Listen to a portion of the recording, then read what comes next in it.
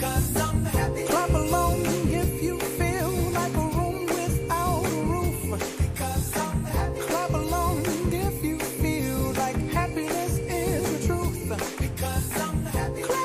8h-7, bienvenue à bord si vous nous rejoignez ce lundi 3 juin pour un nouveau chapitre santé avec vous, Laurence, bonjour. Bonjour Laurent. Il faut savoir que chaque jour en France, et c'est vous qui m'avez dit, 400 personnes meurent de maladies cardiovasculaires, stress, dépression, colère, après tout et rien. Ce sont des facteurs à risque bien connus. Alors, vous dites aussi que, s'appuyant sur de nombreuses études scientifiques, un cardiologue aujourd'hui explique comment il est possible de préserver son capital santé en commençant par sourire, je crois. Et par le bonheur. Et Ben c'est oui. étonnant qu'un cardiologue s'intéresse au bonheur, c'est ça qui nous a un petit peu interpellés, à la lumière d'études d'études scientifiques qu'il a décryptées. Il nous livre certaines clés, certains messages, et il dit qu'il faut décider d'être heureux, et c'est d'ailleurs Voltaire qui le disait, j'ai décidé d'être heureux pour éviter l'infarctus, comme quoi le bonheur, ça se travaille, le bonheur, ça se décide. Sachez que l'aptitude au bonheur naturel ne représente que 35%.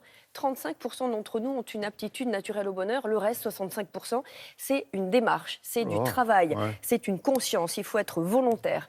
Il donne des clés comme la spiritualité et le recueillement, qui n'a rien de religieux. Le recueillement qui permet de mettre notre cerveau off. C'est un outil anti-bug, justement, pour éviter le stress et l'anxiété. L'appartenance à un groupe humain, ça permet d'avoir des petits moments de bonheur. On dit, vous savez, l'apéro, c'est bon pour la santé, etc. C'est pas l'apéro ce que vous buvez, c'est la façon dont vous le prenez. Réunir. Et la réunion et l'harmonie qu'il y a entre les gens qui est protecteur pour le cœur. Nous avons rencontré ce cardiologue philosophe. Might seem crazy what I'm about to say. Sunshine. Le bonheur va être un anti-stress, c'est-à-dire qu'on va diminuer toutes les sécrétions qui peuvent être néfastes pour le corps au moment du stress, de l'anxiété ou de la dépression, c'est-à-dire aussi bien la sécrétion d'adrénaline, la sécrétion de corticoïdes, de substances inflammatoires. Ça, c'est la première chose. Après, il y a également d'autres mécanismes qui sont des mécanismes neurologiques. Par le bonheur, on majore l'influence du système parasympathique qui est notre unité anti-stress. Et la troisième chose qu'on a découvert il y a peu de temps, c'est que ça modifie également notre épigénétique. C'est-à-dire que ça modifie nos chromosomes. On va avoir, quand on est dans un état de stress, d'anxiété, de dépression, on va avoir un raccourcissement des télomères, qui est la partie terminale des chromosomes, ce qui raccourcit la vie et puis influe sur la survenue de maladies inflammatoires, de maladies cardiovasculaires, du cancer. Et au contraire, quand on est dans un état de bonheur, on va augmenter la longueur de nos télomères, donc ça nous protège. Ça, c'est très intéressant, parce que ça veut dire que le bonheur, c'est quelque chose qu'on construit soi-même, mais que nous allons pouvoir transmettre aux générations ultérieures.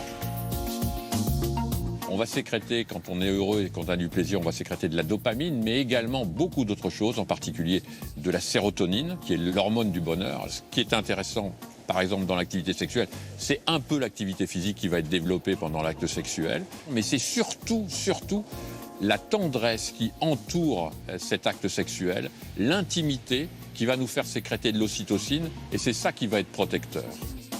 On fait partie d'un groupe humain. Et donc, il y a des liens sociaux. La qualité de la relation est importante, c'est-à-dire la qualité de la relation avec les animaux. La première publication qui nous avait étonnés en tant que cardiologue, c'est dans les années 80, où une chercheuse avait montré que le fait d'avoir un chien diminuait le risque de récidive d'infarctus de 40%. Tout ce qui va faciliter et améliorer le contact, ça veut dire la gratitude, la bienveillance, le fait d'être altruiste, tout ça va protéger notre santé, protéger notre cœur.